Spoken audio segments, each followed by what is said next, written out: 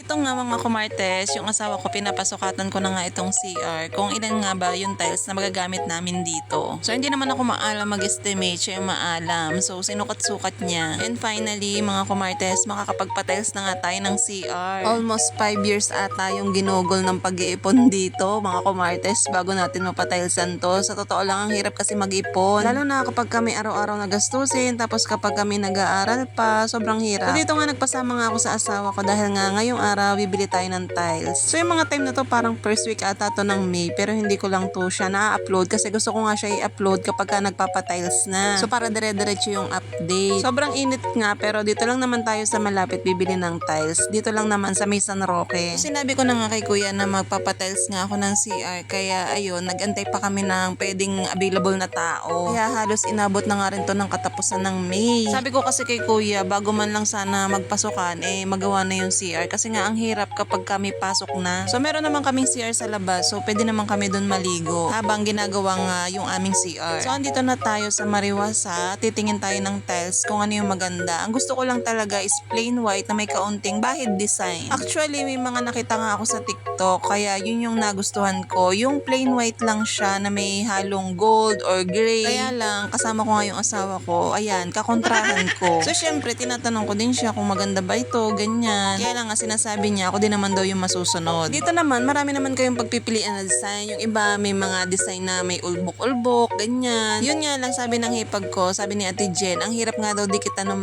yung mga dinidikit sa CR. Diba uso yung mga wall mounted na dinidikit sa pader lang. Kapag ka nga daw may design, ang hirap idikit na tatanggal. Ang una pa naman namin napili, yan yung hawak ng asawa ko. Yan yung napili namin. Yung plain white nga lang siya na may mga design. Pero ako talaga, ang gusto ko talaga, yung style marmol siya, pero may bahid design lang. Kunyari, gray or gold. Yun lang yung gusto ko. So dahil nga ang daming pagpipilian dito, talaga namang magsasalawahan ka kung ano yung maganda. Hindi mo talaga makikita yung magandang design nito kapag ka hindi pa nakakabit. So nakapili na nga kami dyan. Ayun nga, nagsasalawahan nga ako. Kasi ang hirap talagang mamili. So sabi ng asawa ko, ito daw maganda. Kaya lang pag puting-puti naman, ang hirap namang maglinis. So nung pagdating sa bahay, may nakita ko sa TikTok na ang ganda niya kapag ka nakakabit na. Tapos, nung binalikan ko tong video na to, tiningnan ko kung may kaparehas nung nakita ko sa TikTok. Ay di ayun, sabi ko sa asawa ko, may nakita akong kaparehas. Kaya sabi ko, bumalik kami doon. Ay di mga kumartes, bumalik kami. Sakto naman, yung napili kong design, walang presyo. Ang kalimitang presyo ay 65, 69. So yung huling napili ko, yung talagang final na 79 pesos. Pero dahil nga discounted, 74 pesos na lang or 72 ko siya nakuha. So yung pinili namin na tiles ay pandingding lang. So dito naman nahanap tayo ng pangsahig. Sa totoo lang, ang hirap mamili ng design kapag ka hindi nga nakakabit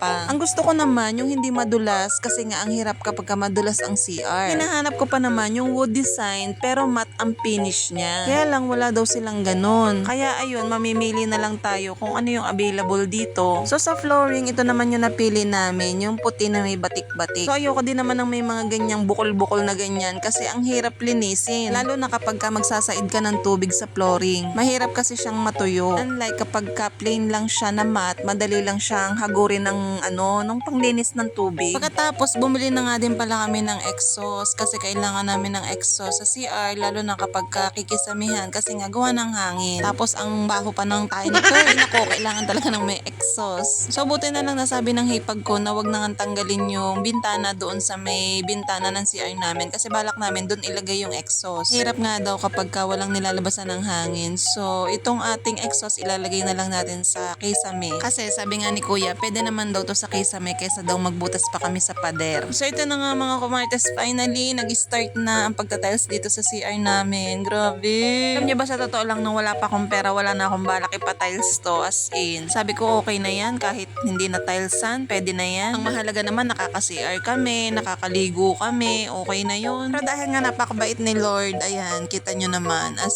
in, kahit napakatagal ng proseso. Sa totoo lang, sobrang hirap mag-ipon kasi yung asawa ko naman sa construction lang, gasino lang din naman ang sinasahod niya, pangkain lang namin. At syempre ako nagtutuition, nagbabaon kay Kurt, kaya ang hirap talaga. Kaya parang wala na sa plano ko yung pagpapatiles ng CR. Pero kita nyo naman kung paano tayo magtrabaho, as in sabay-sabay na ata yung trabaho natin. Bukod sa trabaho ko, nagbe-bake tayo, nag-affiliate tayo, nagko-content tayo, nagbo-vlog tayo. Hindi ko na alam kung ano pa yung dapat natin nating extrahin. Sabi ko nga, in God's will and God's perfect timing, iba talagang kumilo si Lord. Yung kahit sobrang tagal ng taon, kahit abutin pa ng taon, pero tinutupad niya yung mga pangako niya talaga. So Lord, sana sa susunod, house renovation naman. So yun lang talaga yung pinakapangarap ko sa ngayon, yung magkaroon ng kwarto si Kurt. Kasi maliit lang naman talaga yung bahay namin. Isang kwarto lang, tapos si Kurt sa sala natutulog. Sa malay nyo naman, iba kasing gumalaw si Lord, yung mga akala nating imposible, posible talaga sa kanya. Hindi na rin naman ako nagtataka mga kumartes, kasi dati talaga pangarap ko lang na magkaroon ng regular na trabaho. Pero umabot yun ng 4 na taon bago ako ma-regular. Na-regular naman ako, sabi ko, Lord, sana ma-OWA naman ako. Tinupad din naman ni Lord na ma-OWA ako, pero umabot nga din yun ng 4 na taon. Kaya nako, sanay na ako kay Lord, kahit matagal binibigay niya pa rin sa akin. Kahit nga itong pagpapatiles ko ng CR, umabot ng 5 taon. Pero tinutupad pa rin ni Lord yung mga pangako niya. Parang ako lang sa anak ko at saka sa asawa ko. Pag meron silang gusto, sinasabi ko sa kanila, maibibigay naman, pero kailangan nyo mag-antay. Hindi yung pag may gusto kayo, yung kailangan ora-orada, maibibigay ko sa kanila. Kaya sabi ko, pagka may gusto kayo, pag-iipunan natin yan. Kaya nung si Kurt, nabilhan ko ng cellphone, sabi ko sa asawa ko, siya naman yung susunod ko. Ayoko din kasing mabali yung pangako ko sa asawa ko na hindi ko siya maibibili. Kaya nung November, sabi ko sa kanya, siya naman yung susunod. Umabot din ng almost 6 months. Pero natututo naman silang mag-antay. Pero syempre, yung mga pangako natin, huwag nating babaliin. Parang si Lord lang, di ba? Pag may mga gusto tayo, hindi natin agad-agad nakukuha. Kailangan talaga din nating mag-antay. Kung akala kasi natin, the best yung plano natin sa buhay natin, pero hindi natin alam, mas the best yung plano ni Lord sa buhay natin. Yung mga hinihiling na natin na okay na, pero iba yung ibibigay ni Lord sa'yo, mas higit